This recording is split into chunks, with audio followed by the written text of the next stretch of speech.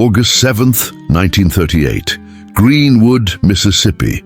A Sunday morning when the heat was already oppressive by 9 o'clock, the kind of heat that made the air shimmer and waver like water, that made breathing feel like work, that pressed down on everything and everyone with a weight that was almost visible. The Mount Zion Baptist Church sat on the edge of town, a small white wooden building with a steeple that reached toward heaven like a finger pointing at God, like a plea for salvation, like a promise that somewhere beyond this heat and this poverty and this endless struggle there was something better waiting. The building had been there for 43 years, built in 1895 by freed slaves and their children who wanted a place to worship that belonged to them, that wasn't controlled by white people, that wasn't subject to the rules and restrictions that governed every other aspect of their lives.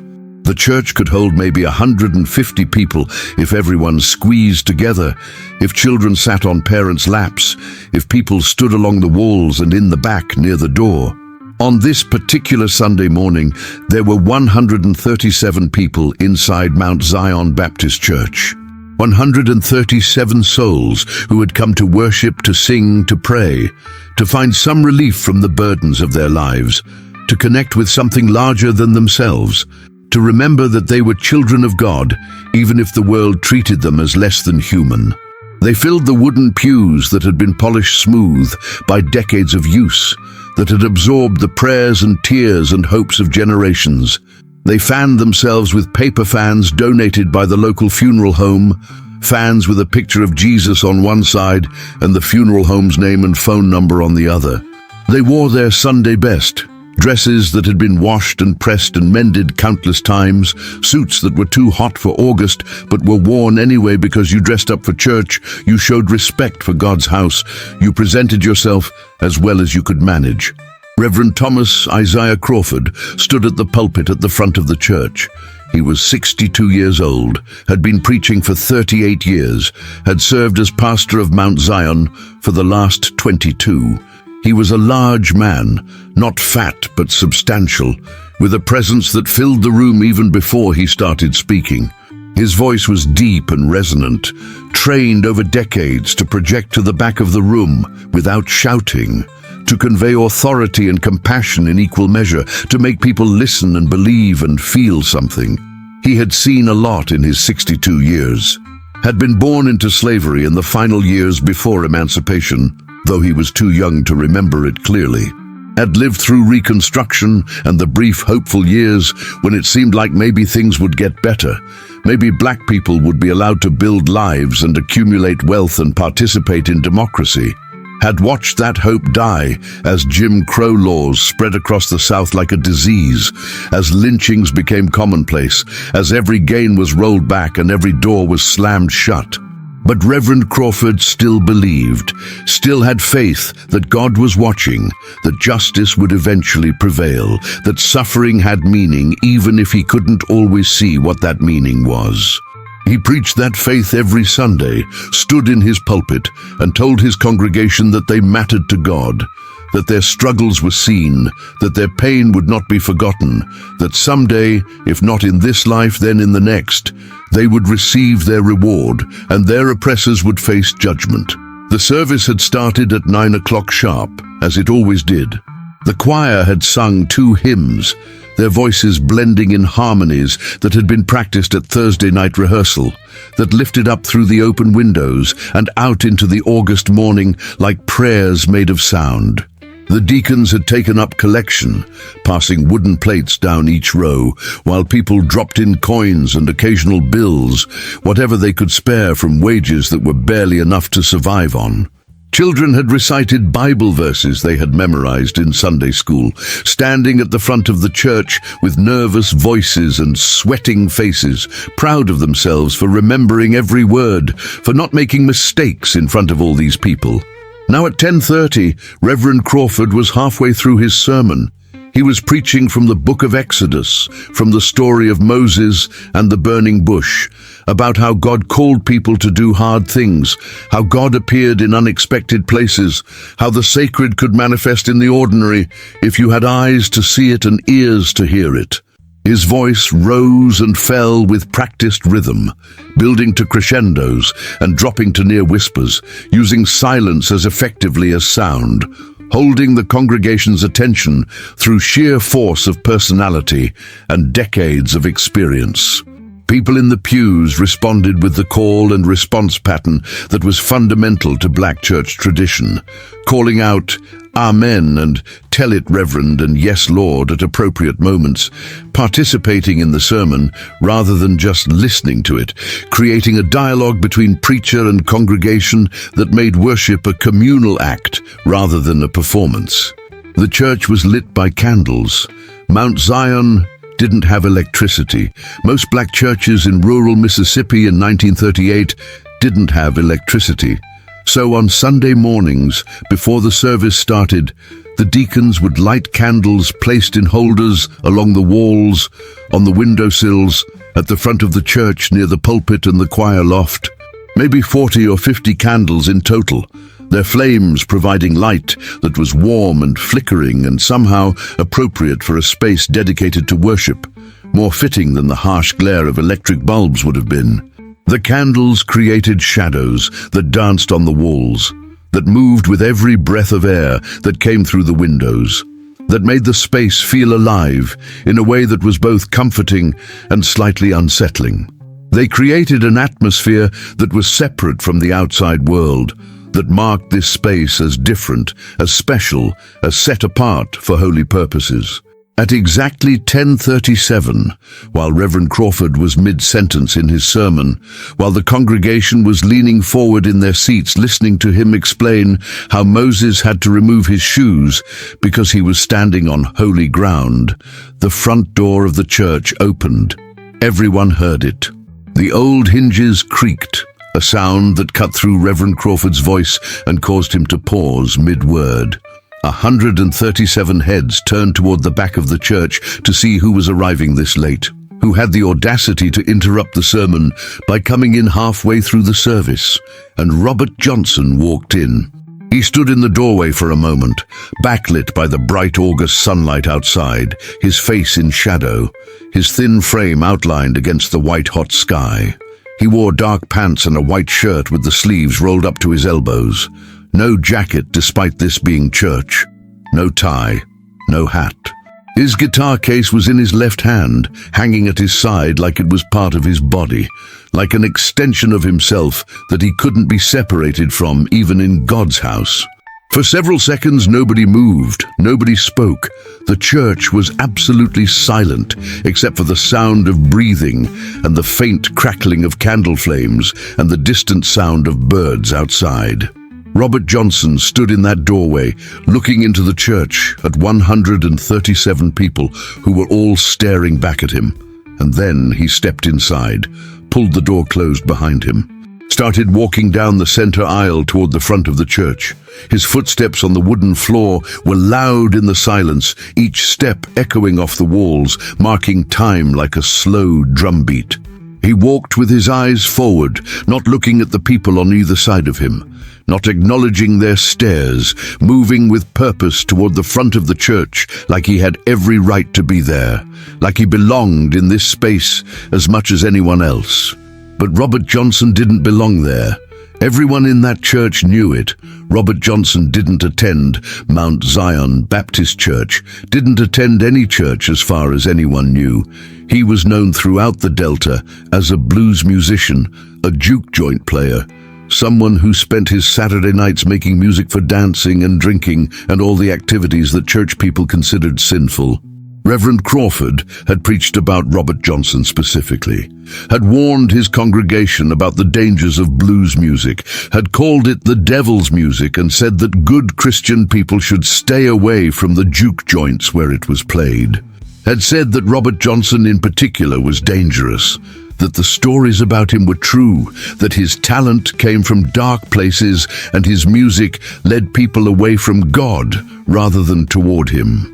So seeing Robert Johnson walk into Mount Zion Baptist Church in the middle of Sunday morning service was shocking, was wrong, was like seeing two incompatible worlds collide, like watching oil mix with water, like witnessing a violation of natural law.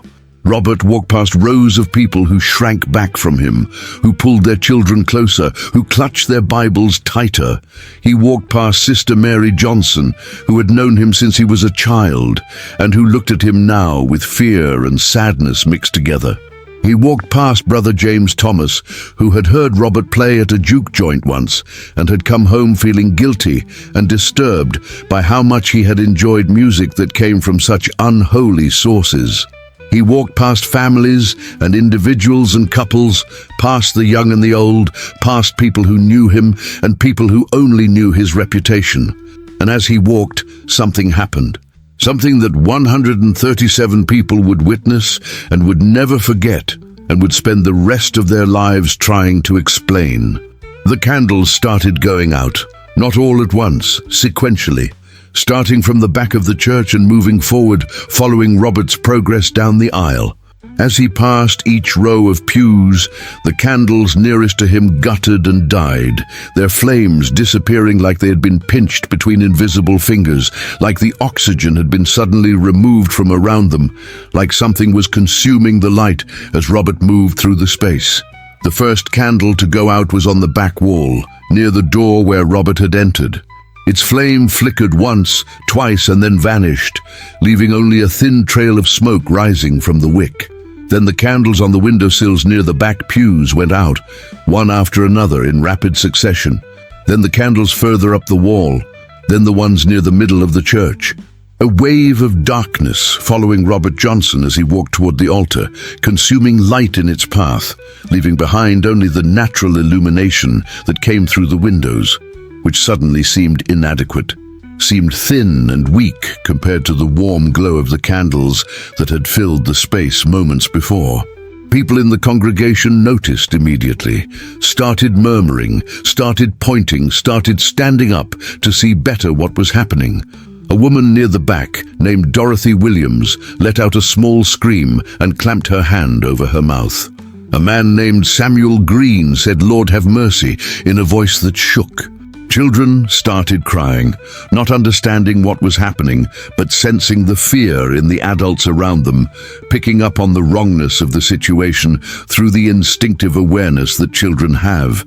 Reverend Crawford stood frozen at his pulpit, watching Robert Johnson walk down the aisle of his church, watching the candles die one by one, watching darkness spread through the sacred space he had tended for 22 years.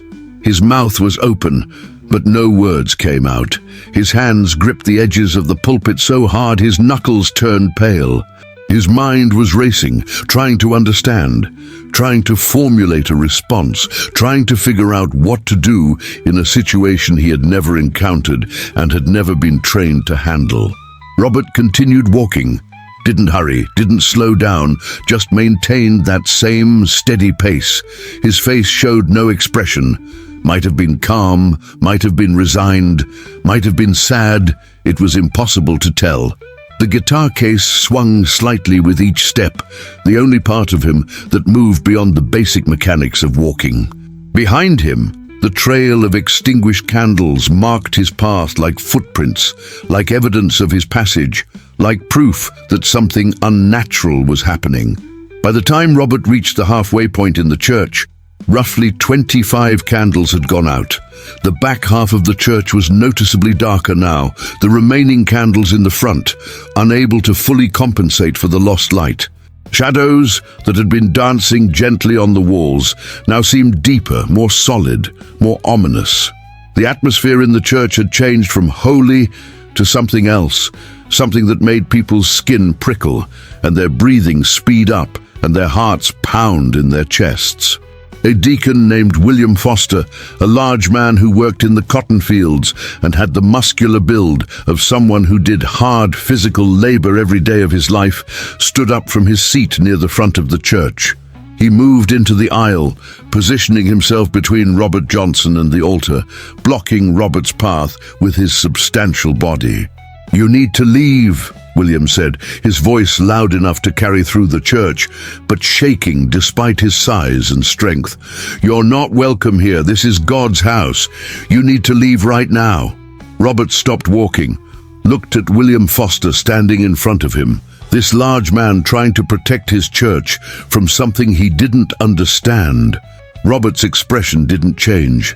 He didn't speak, just stood there in the middle of the aisle, guitar case in hand, waiting. The candle nearest to where they stood, a large candle on a stand about 3 feet from William Foster's left shoulder, went out. Just died, flame disappearing mid-flicker, leaving a curl of smoke and the smell of extinguished wax. William glanced at the candle, then back at Robert, and his face showed the internal struggle between duty and fear, between wanting to stand his ground and wanting to run. "I said you need to leave," William repeated, but his voice was quieter now, less certain.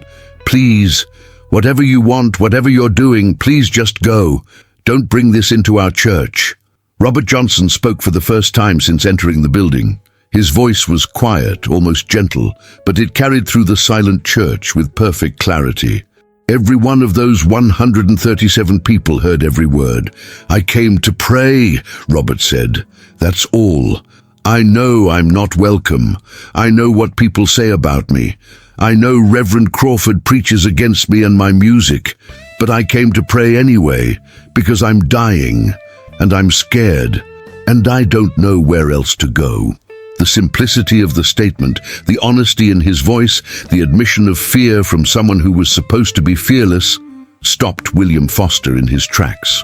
He stood there not knowing what to say, not knowing what to do, caught between the rules that said Robert Johnson didn't belong here, and the compassion that said anyone who was scared and dying deserved prayer. Reverend Crawford found his voice. "Brother Foster, let him pass." The words came out hoarse, like his throat had gone dry, but they were clear enough. William turned to look at the Reverend, confusion on his face. "Let him pass," Reverend Crawford repeated. "If a man comes to God's house to pray, we don't turn him away. No matter who he is, no matter what he's done. That's not our place to judge." William hesitated for another moment, then stepped aside, moving back to his pew but not sitting down, standing in a position where he could move quickly if needed. Robert nodded slightly to Reverend Crawford, an acknowledgement of permission granted, and continued walking toward the front of the church. As he moved, more candles died. The ones near the choir loft went out in rapid succession. The ones on the altar itself flickered and failed. The large candles that flanked the pulpit, candles that had been burning every Sunday for months without issue, extinguished themselves as Robert approached. By the time Robert Johnson reached the front of the church, by the time he stood before the altar where communion was served and babies were baptized and couples were married, 47 of the 50 candles in Mount Zion Baptist Church had gone out. Only 3 candles remained lit. 3 small candles on a shelf to the right of the altar, in a corner that Robert had not yet approached directly. Their flames burned steadily, defiantly, providing the only artificial light left in the building. The natural light coming through the windows was bright enough to see by, but the loss of the candlelight had changed the character of the space completely. What had been warm and welcoming now felt stark and exposed. What had been intimate now felt vast and empty. What had been holy now felt uncertain, like the sanctity of the space had been compromised, like some barrier had been breached that couldn't easily be repaired. Robert knelt at the altar, set his guitar case down carefully beside him, clasped his hands together and bowed his head, and 137 people watched him pray. Watched this man who was supposed to be in league with the devil, who was supposed to have sold his soul for musical talent, who was supposed to represent everything that church stood against, kneel in genuine supplication before God. The church was absolutely silent.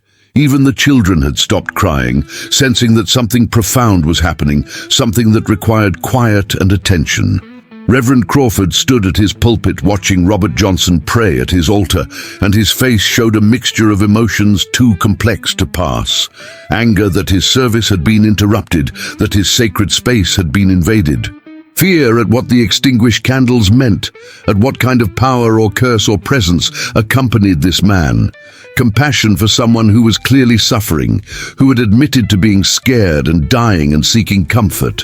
Confusion about what his role should be, what he should do, what God was asking of him in this moment. Robert prayed for several minutes. Nobody could hear what he was saying, whether he was speaking words or just thinking them, whether he was asking for forgiveness or mercy or just peace. His shoulders shook slightly, suggesting he might be crying, though no sound came from him. His hands remained clasped so tightly that his fingers were white with the pressure. His head stayed bowed in an attitude of complete submission, complete surrender, the posture of someone who had given up fighting and was just asking for relief. Then he stood up, picked up his guitar case, turned to face the congregation, and 137 people looked back at him, seeing him now in the bright natural light, without the softening effect of candlelight, seeing every line in his face, every shadow under his eyes, seeing clearly that he looked sick, looked exhausted, looked like someone carrying a burden too heavy for any person to bear. "Thank you," Robert said to Reverend Crawford. "Thank you for letting me pray. I know it cost you something to allow it. I know people will talk. I know some folks in this congregation won't understand. But I needed this. Needed to be in God's house one more time before—" He trailed off, didn't finish the sentence, but everyone understood what he meant. Before he died. Before whatever was coming for him finally arrived. Before his time ran out. "Go in peace, son," Reverend Crawford said, and his voice carried no judgment, no condemnation, just sadness and compassion for a soul in distress. "Whatever your burden is, I pray God lightens it. Whatever fear you carry, I pray God eases it. Whatever you've done or think you've done, remember that God's mercy is bigger than any sin." Robert nodded, unable or unwilling to speak, emotion clearly visible on his face even if tears weren't falling. He turned and walked back down the aisle toward the door. And as he walked, as he retraced the path he had taken minutes earlier, something happened that was even more impossible than what had come before. The candles relit themselves. Not all at once, but sequentially, following Robert's path in reverse. As he passed each extinguished candle, its flame spontaneously reappeared, springing back to life without anyone touching it, without any visible source of ignition. The wicks that had been cold and dead suddenly held fire again, burning as steadily as they had before Robert entered, as if the previous minutes had been rewound, as if time itself was being reversed along Robert's path. The 3 candles by the altar that had never gone out continued burning. The candles on the pulpit relit themselves as Robert walked past. The candles in the choir loft flickered back to life. The candles on the windowsills bloomed with flame again. The candles on the back wall, which had been the first to die, were the last to return, their flames appearing just as Robert reached the door. By the time Robert Johnson pulled open that door and stepped out into the August sunlight, every candle in Mount Zion Baptist Church was burning again. 50 candles, all lit, all providing the same warm glow they had given before his arrival, as if nothing had happened, as if the last 10 minutes had been a shared hallucination, a collective dream that everyone had experienced simultaneously. Except it wasn't a dream. It had happened. 137 people had witnessed it, had watched the candles die and then watched them return to life, had watched darkness spread through their church and then watched light reclaim it, had seen something that violated every law of nature they understood, that challenged everything they believed about how the physical world operated. The door closed behind Robert Johnson. The sound of it latching was loud in the silence. For several long seconds, nobody moved, nobody spoke. Everyone just sat or stood frozen, processing what they had experienced, trying to make it make sense, trying to fit it into a framework of understanding that had no room for such things. Then Reverend Crawford spoke, his voice firm and steady despite the trembling in his hands that gripped the pulpit. "We have just witnessed something," he said carefully, choosing his words with precision. "Something I cannot explain. something that defies my understanding of the natural world, but I want us all to remember what we saw. Not just the candles going out and relighting themselves, though that was miraculous and terrifying in equal measure, but also a man coming to God's house in his time of need. A man who knew he wasn't welcome, but came anyway because he was desperate and scared. A man who humbled himself before God, despite whatever pride or fear or shame might have kept him away. Whatever Robert Johnson is, whatever he's done, whatever truth lies behind the stories about him, he came here to pray. And we let him. And I believe that was the right thing to do. I believe that's what God would have wanted us to do. He paused, looking out at his congregation, seeing the fear and confusion on their faces, seeing the need for guidance and reassurance. The candles going out when he entered and relighting when he left, that's between God and Robert Johnson. That's about something we don't fully understand, and maybe aren't meant to understand. But our response, allowing him to pray, showing compassion to someone who was suffering, that's about who we are. That's about the kind of Christians we choose to be. And I'm proud of this congregation for making the right choice today, even though it was hard, even though it was frightening, even though we don't know what it means. The congregation began to relax slightly, taking comfort in Reverend Crawford's words, in his ability to frame what they had experienced in terms that felt manageable, that connected to their faith rather than challenging it. Some people nodded, a few said amen quietly. Children who had been scared started to calm down as they felt the adults around them becoming less tense. But the questions remained. How had the candles gone out? Why had they followed Robert's path so precisely? What kind of power or presence or phenomenon could cause that? And more importantly, why had they relit themselves when he left? Was it because he was leaving sacred space and holiness was reasserting itself once the profane presence was gone? Or was it something else? Something about Robert himself, something about his relationship with light and darkness, with sacred and profane, that created this effect? A woman named Sister Margaret Johnson, no relation to Robert, but someone who had lived in Greenwood her whole life and knew everyone's business, stood up from her pew. She was 73 years old, had been attending Mount Zion since it was built, had seen everything this community had experienced over nearly 4 decades. "Reverend Crawford," she said, her voice strong despite her age, "I want to say something. I want to tell folks what I saw." Reverend Crawford nodded. "Go ahead, Sister Margaret, we're listening." Margaret took a breath, gathering her thoughts, then spoke to the congregation.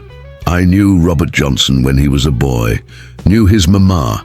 He wasn't always like he is now, wasn't always the person people whisper about and preachers warn against. He was just a regular child who loved music but couldn't play it worth a damn, pardon my language in church. But then something changed. A few years back, maybe 1930 or 31, he went away for a while. 6 months, maybe more. When he came back, he could play guitar like nobody'd ever heard. And people started telling stories about how he got that good so fast. Stories about crossroads and deals with the devil and prices paid for talent." She paused, looking around at the faces watching her. "I don't know if those stories are true. I don't know what Robert Johnson did or didn't do to get his gift, but I know what I saw today. I saw candles go out when he walked past them, saw darkness follow him through this church. But I also saw them relight themselves when he left, saw the light come back.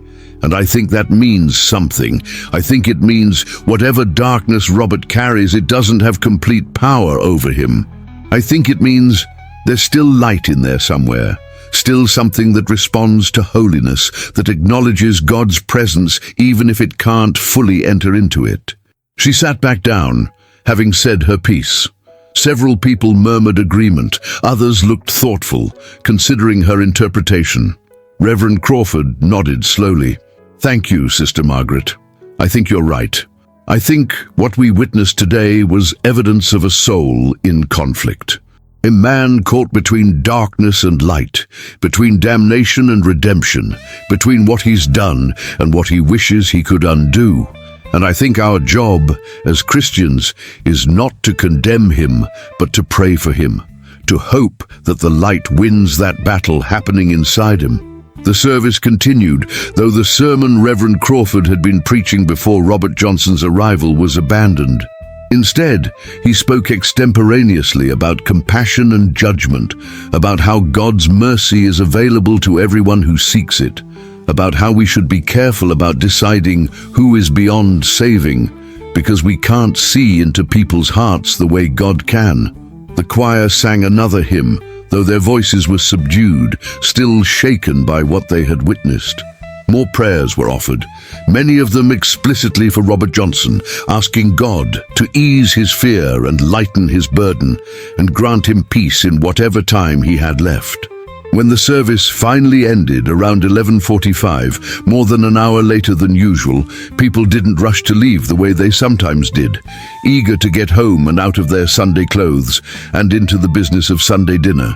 They lingered, gathered in small groups in the church and in the yard outside, talked about what they had seen, comparing their observations, confirming details, making sure they all remembered it the same way, because if they all remembered it the same way, then it must have really happened. It couldn't be dismissed as imagination or misperception. The consensus was clear. Robert Johnson had walked into Mount Zion Baptist Church at 10:37 on Sunday morning, August 7th, 1938. As he walked down the center aisle toward the altar, candles had extinguished themselves in sequence, following his path, until 47 of the 50 candles in the church had gone out. He had knelt at the altar and prayed for several minutes. Then he had walked back toward the door, and as he passed each extinguished candle, it had relit itself spontaneously until all 50 candles were burning again by the time he exited the building. 137 people had witnessed this. 137 witnesses to an event that defied natural explanation. The story spread throughout Greenwood that afternoon and evening. By Monday morning, everyone in town knew about it. By Tuesday, the story had reached Clarksdale and other Delta communities. Within a week, people throughout Mississippi were talking about the Sunday morning when Robert Johnson walked into a church and the candles went out. Some versions of the story were accurate, sticking to the facts as witnessed by the people who were there. Other versions were embellished, adding details that made the story more dramatic, but less true. Some people said all the candles went out at once, the moment Robert stepped through the door. Others said they never relit, that the church had been dark for the rest of the service. Others said Robert had played his guitar at the altar, had performed devil's music in God's house, and caused the church itself to shake with supernatural fury. But the people who had actually been there, the 137 witnesses, they kept telling the true version, kept correcting the exaggerations, kept insisting that what really happened was strange enough without adding fiction to it. 9 days later, on August 16th, 1938, Robert Johnson died. He was 27 years old. The official cause of death was listed as unknown, though rumors said poisoning, said a jealous husband had slipped something into Robert's whiskey at a juke joint. He died in agony, according to the few people who were with him at the end. Died calling out to things they couldn't see, reaching for help that never came, terrified in a way that made the witnesses to his death uncomfortable to remember. When news of Robert's death reached the congregation of Mount Zion Baptist Church, Reverend Crawford dedicated the entire next Sunday service to prayers for his soul. Said that whatever Robert Johnson had been in life, whatever deals he may or may not have made, whatever darkness he may have carried, he had come to God's house in his final days seeking peace, and that had to count for something, had to mean something, had to matter in the final accounting of a soul. Some members of the congregation disagreed, said that coming to church once didn't erase a lifetime of sin, said that if the stories about Robert were true, if he really had sold his soul to the devil for musical talent, then one prayer session couldn't undo that bargain, couldn't save him from the consequences of his choice. But others, including Sister Margaret Johnson and several of the deacons, argued that God's mercy was infinite, that no one was beyond redemption, that the fact Robert had sought out a church in his final days suggested he was looking for salvation, and who were they to say God wouldn't grant it? The debate continued for weeks, months, years. Every time someone mentioned Robert Johnson, someone in the congregation of Mount Zion Baptist would remember that Sunday morning, would remember watching the candles go out one by one as he walked down the aisle, would remember the darkness that followed him, would remember him kneeling at the altar in genuine prayer, would remember the candles relighting themselves as he left, and would wonder what it all meant. Decades later, when scholars and journalists became interested in Robert Johnson and his legend, when his music was rediscovered and celebrated, when he became recognized as one of the most important figures in American music history, several of those witnesses were still alive. They were tracked down and interviewed, asked to tell their stories, to describe what they had seen that Sunday morning in 1938. Their testimonies were remarkably consistent. All of them remembered the candles going out. All of them remembered the precise sequence, how it followed Robert's path through the church. All of them remembered the fear they had felt, the wrongness of it, the sense that something supernatural was happening. And all of them remembered the candles relighting themselves when Robert left, which somehow felt even more impossible than them going out in the first place.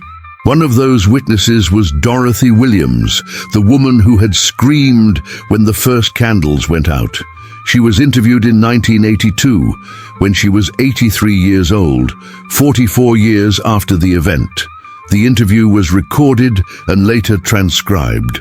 When asked to describe what she saw, she said, "I was sitting about halfway back in the church, had a good view of the whole thing. I saw Robert Johnson walk in that door, and I knew immediately something was wrong. Not wrong with him being there, though that was unusual enough, but wrong in a bigger sense, like the air changed, like the temperature dropped even though it was August and hot as blazes, and then the candles started going out. I saw it clear as day. The ones near the back went first, then the ones further up.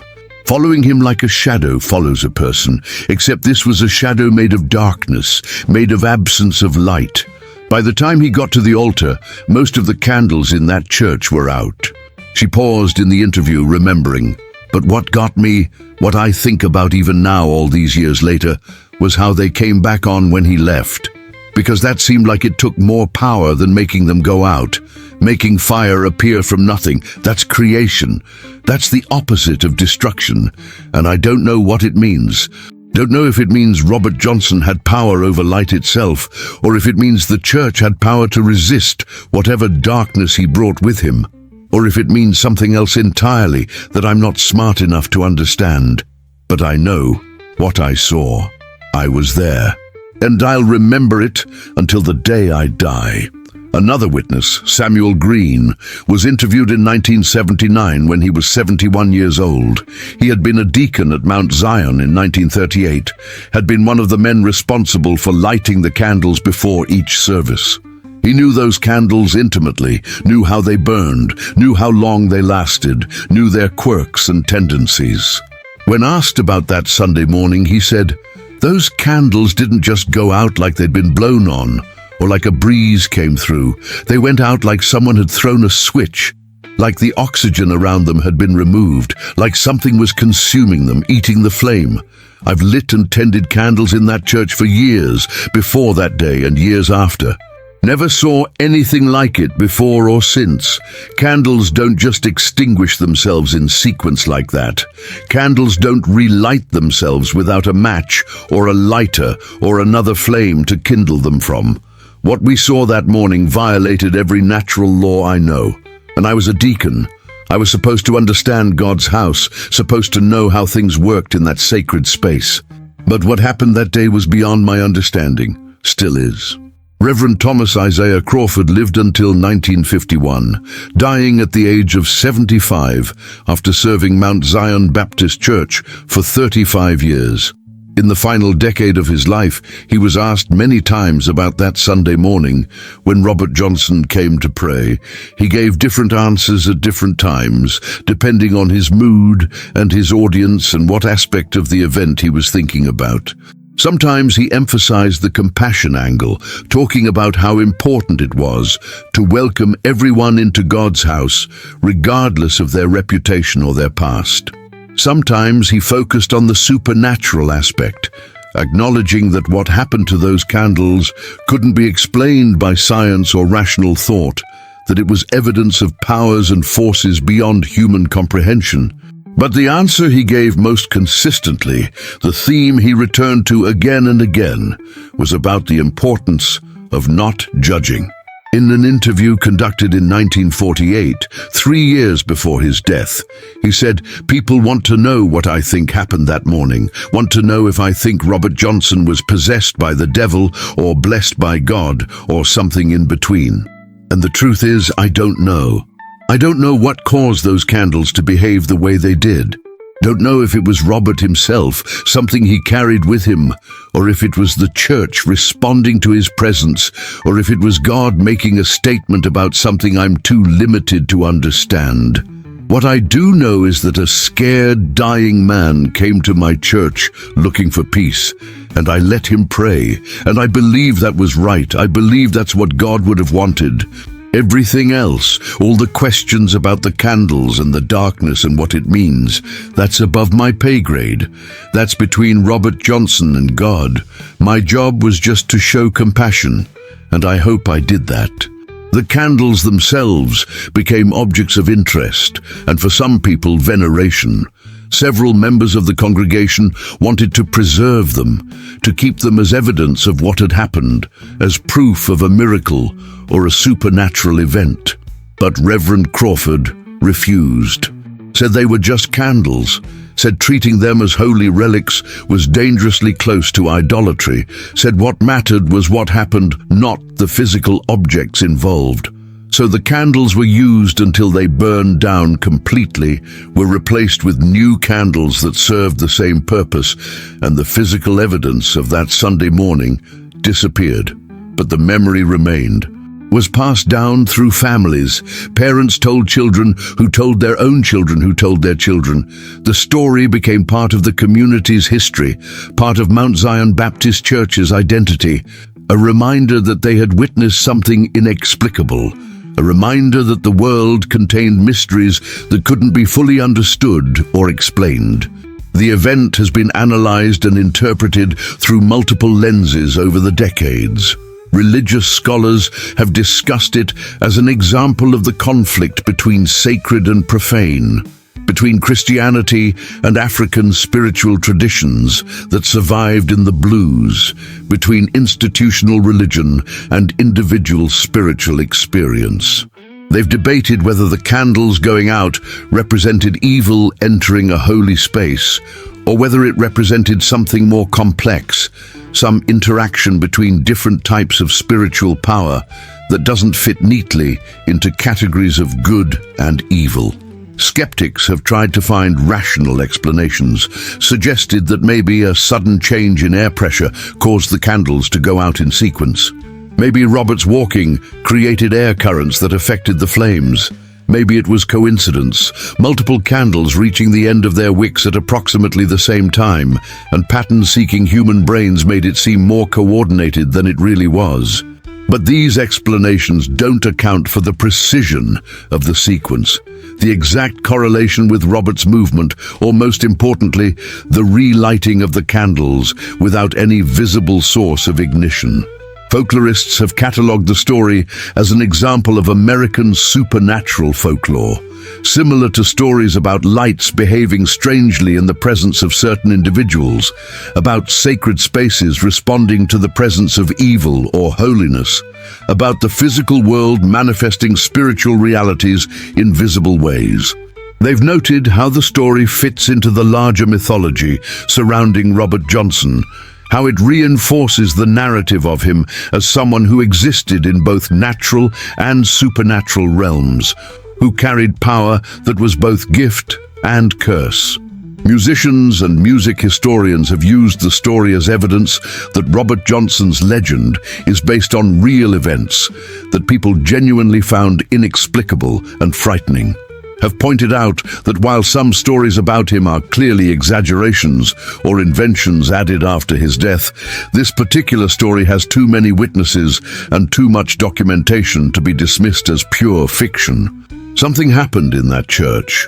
Whether it was supernatural or natural but not yet understood is debatable, but the event itself is historical fact. The psychological impact on the witnesses was significant and lasting.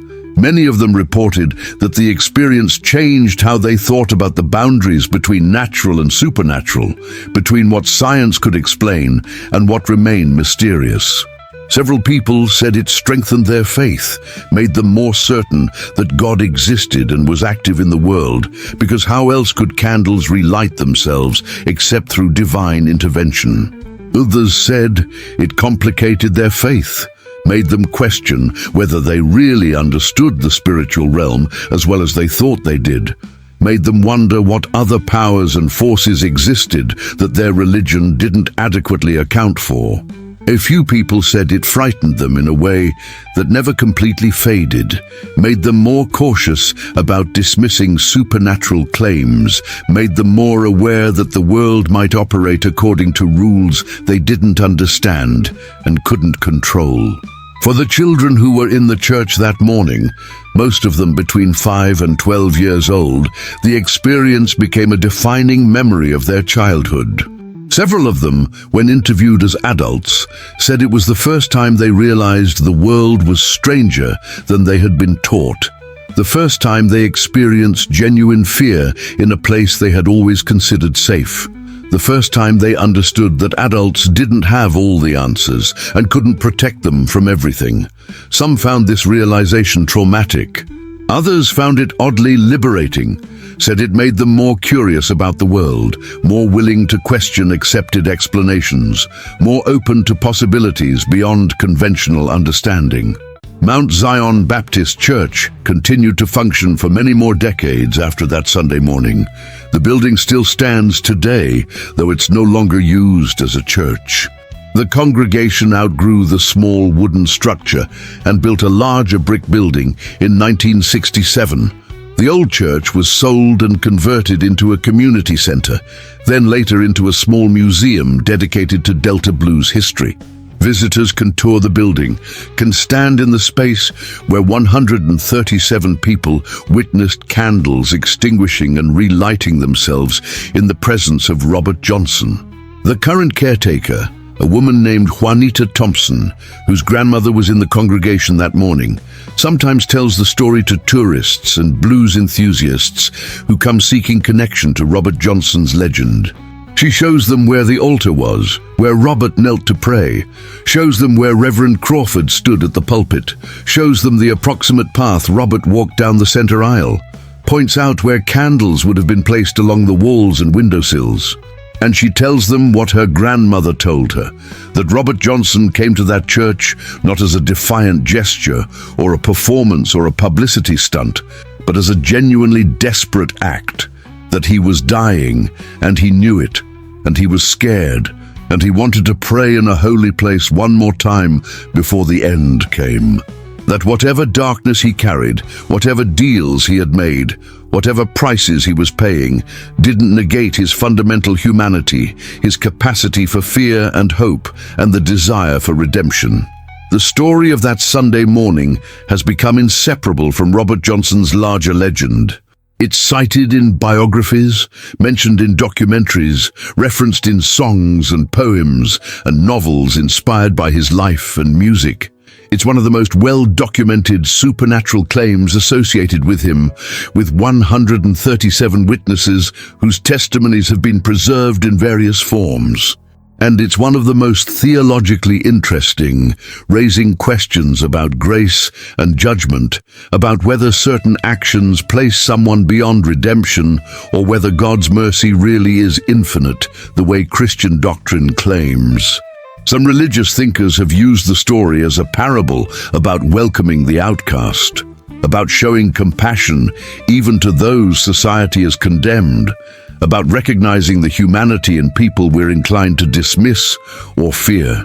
They point to Reverend Crawford's decision to let Robert pray despite his reputation, despite the fear his presence caused, despite the supernatural phenomena accompanying him. Say that this is what Christianity is supposed to look like: radical inclusion, radical compassion, radical willingness to see the divine image in every person, regardless of their past or their perceived spiritual condition.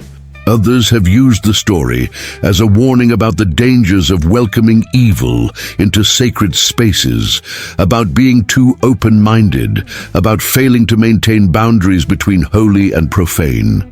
They point to the candles going out as evidence that Robert's presence brought darkness into the church, that evil was literally consuming light in God's house, and that allowing this was a dangerous compromise with forces that should have been resisted and rejected. Both interpretations have merit, and both miss something essential about what actually happened, because the candles didn't just go out. They also relit themselves. The darkness didn't just invade the space.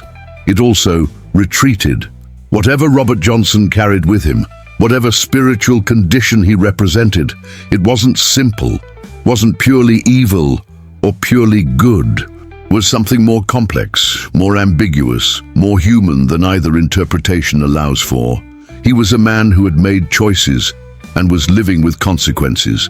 A man who had gifts and burdens, a man who was dying young and was scared and wanted comfort, a man who brought darkness but also responded to light, a man who existed in that complicated space where most of us live, between redemption and damnation, between our best selves and our worst selves, between what we wish we were and what we actually are. The 137 witnesses to that Sunday morning understood this complexity in a way that later interpreters sometimes don't. They saw Robert Johnson as fully human, which meant capable of both profound wrong and genuine repentance, both carrying darkness and seeking light. They saw the candles go out and were frightened.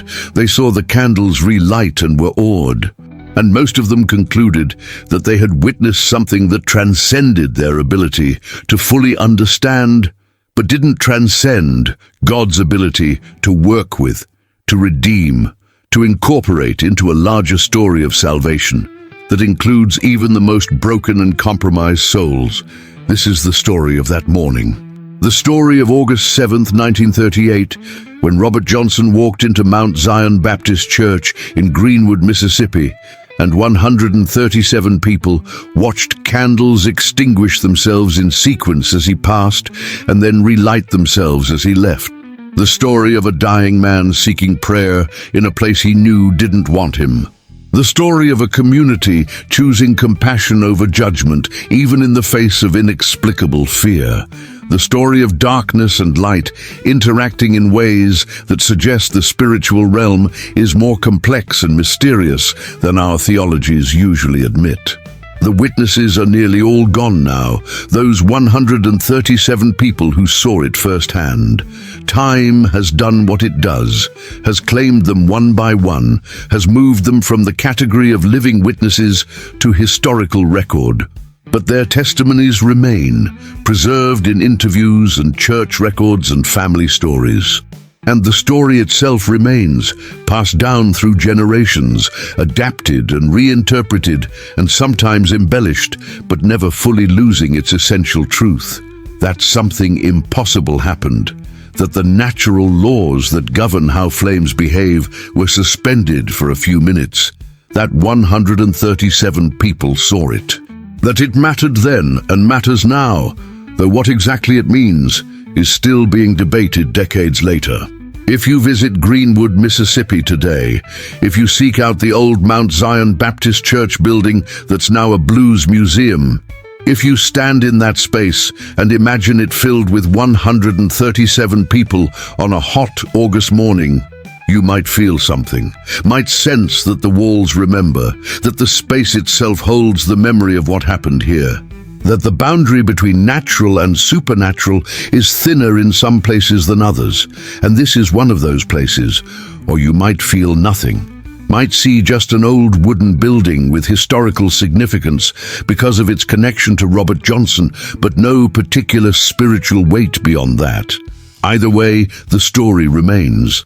The witnesses testified. The event happened. And somewhere in that happening is a truth about Robert Johnson, about the power of music, about the complexity of the spiritual realm, about the mystery of a man who carried both darkness and light, who brought both fear and compassion, who died young and scared, but not before seeking prayer in a place where candles went out at his presence and then relit themselves at his departure, as if even light itself couldn't decide whether to flee from him or welcome him, whether to die or be reborn, whether to fear the darkness he carried or honor the light he sought.